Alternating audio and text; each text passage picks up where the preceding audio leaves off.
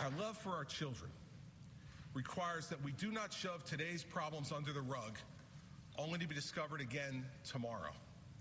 Our sense of decency must require that we stop using tricks that will make next year's budget problem even worse. So today, let's begin the process of fiscal reform and discipline. Today, we are going to act swiftly to fix problems too long ignored. Today, I begin to do what I promised the people of New Jersey I would do.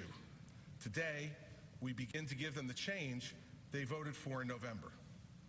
Now, I take no joy in having to make these decisions, and I know that these judgments will affect our fellow New Jerseyans, and they will hurt. This is not a happy moment. But what choices do we have left? The defenders of the status quo will start chattering as soon as I leave this chamber. They'll say, the problems are not that bad. The governor is overblowing them. Listen to us. We can spare you the pain and the sacrifice. This has been a siren song for too long, and we know that it is simply not true. New Jersey has been steaming toward financial disaster for years due to that kind of attitude. The people elected us to end the talk and to act decisively. Today is the day for the complaining to end and for the statesmanship to begin. Today, I am taking action to cut state spending to balance the budget this year.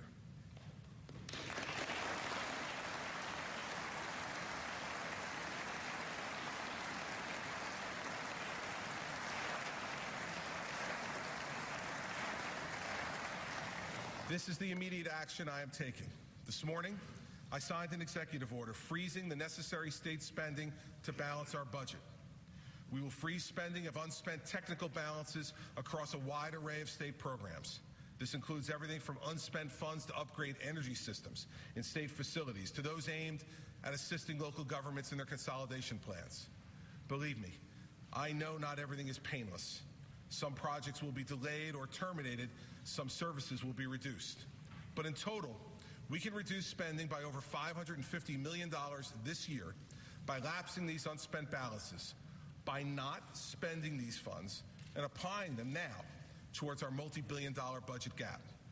For example, our state's special municipal aid program includes a balance of $3.2 million, mostly for overhead costs.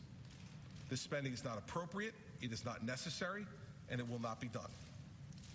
The InvestNJ program has a large unspent balance and a failed record in actually creating new jobs. We can save taxpayers $50 million by terminating this program now.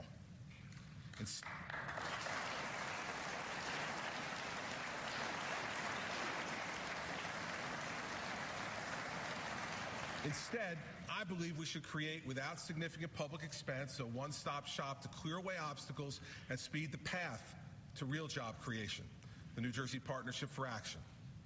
I will also take action to terminate or suspend programs to save another $70 million this year. Some projects we can afford to delay until the state has the resources to pay for them.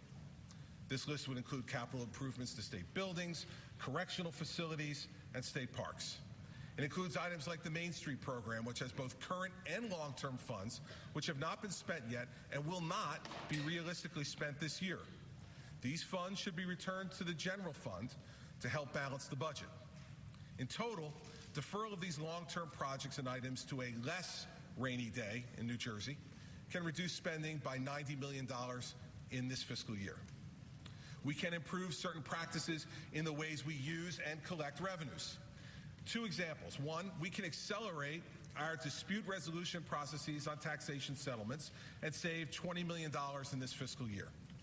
And we can appropriately ask the urban enterprise zones to repay the general fund for its subsidy of the required contribution of these zones to property tax relief in years past. Now, by far the biggest category of spending we will need to cut, however, is that for programs which actually have merit and in most cases make sense, but which we simply cannot afford at this time. Like any family, and like 42 other states with constitutionally required balanced budgets, we must live within our means. New Jersey does not have a revenue problem We already have higher taxes than any other state in the union. We have gone down the road of ever higher taxes to pay for Trenton's addiction to spending. And what has it given us? 10.1% unemployment, a dormant economy, and a failure of hope for growth in our future. Higher taxes is the road to ruin.